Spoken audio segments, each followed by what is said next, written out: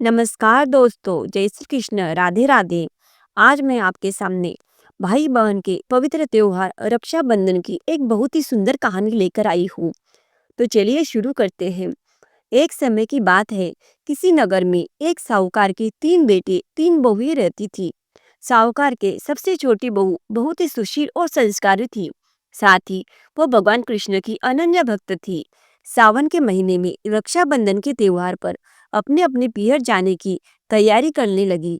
सुबह जल्दी उठकर घर का सारा काम करने लगी तो छोटी बहू ने पूछा, क्या बात है दीदी, आज इतनी जल्दी जल्दी काम क्यों कर रही हो?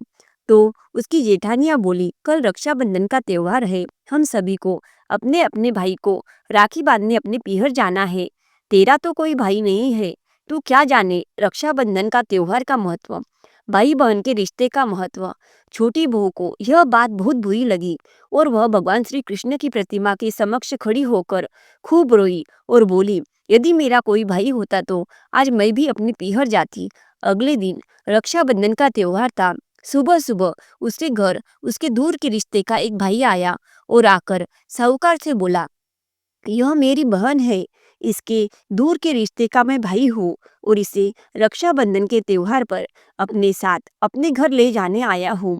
तब साहूकार का बेटा बोला, लेकिन इसका तो कोई भाई नहीं है, तुम कौन हो? उसके समझाने पर साहूकार और उसका बेटा मान गया और छोटी बहू को उसके साथ भेजने को तैयार हो गए।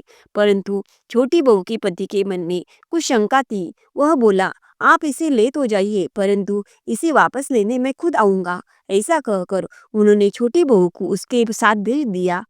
रास्ते में चलते चलते छोटी बहू ने अपने भाई से कहा, भैया तुम इतने सालों तक कहाँ थे और पहले मुझे रक्षाबंधन पर राखी बंधवाने क्यों नहीं आए? तो उसका भाई बोला, बहन मैं 7 समुंदर पार परदेश में कमाने गया था। अब वह दोनों अपने घर पहुंचे तो घर में भाभी ने अपनी ननद का स्वागत किया, खूब आओ भगत की। फिर उन्होंने रक्षाबंधन का त्योहार मनाया।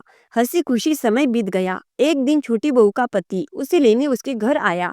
महल जैसा घर, ऐसा आराम देखकर वह चकित रह गया और भाई और भाभी ने उसकी खूब आवभगत की। अगले दिन सुबह सुबह भाई और भाभी ने उसे उसके घर के लिए रवाना किया। विदा करते समय उसे खूब सोना, चांदी, हीरे, जवाहरात आदि दिए।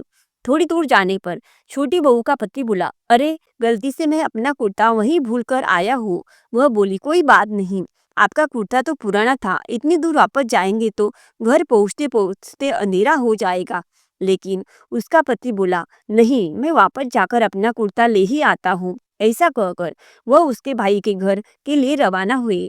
जैसे ही भाई के घर के पास पहुंचे तो वहां उन्होंने देखा कि महल नुमा घर की जगह एक पीपल का बड़ा सा पेड़ है और उस पेड़ के ऊपर छोटी बहू के पति का कुर्ता टंगा हुआ है। यह देखकर वह बहुत नाराज हुआ और अपनी पत्नी से बोला, यह क्या काला जादू है? कौन था वह जो तेरा भाई बनकर तुझे यहाँ लेकर आया था? मुझे तो शुरू से ही इस पर शक था, इसीलिए मैं तुझे लेने आया था। कौन था वह? ऐसा कहकर वह छोटी बहू को मारने लगा। इतने में तेज प्रकाश के साथ भगवान श्री कृष्ण वहां स्वयं प्रकट हुए और उन्होंने कहा कि यह मेरी बहन है। हर साल रक्षाबंधन के त्योहार पर मुझे ये राखी बांधती है। अब मैं इसका भाई होने का फर्ज निभाने आया हूँ। छोटी बहू और उसका पति हाथ जोड़कर श्री कृष्ण के चरणों में गिर गए। आज की यह हमारी कहानी आपको कैसी लगी वो कमेंट बॉक्स में लिख कर भेजिए और साथ ही साथ हमारे इस चैनल को सब्सक्राइब करना ना भूलिए। धन्यवाद।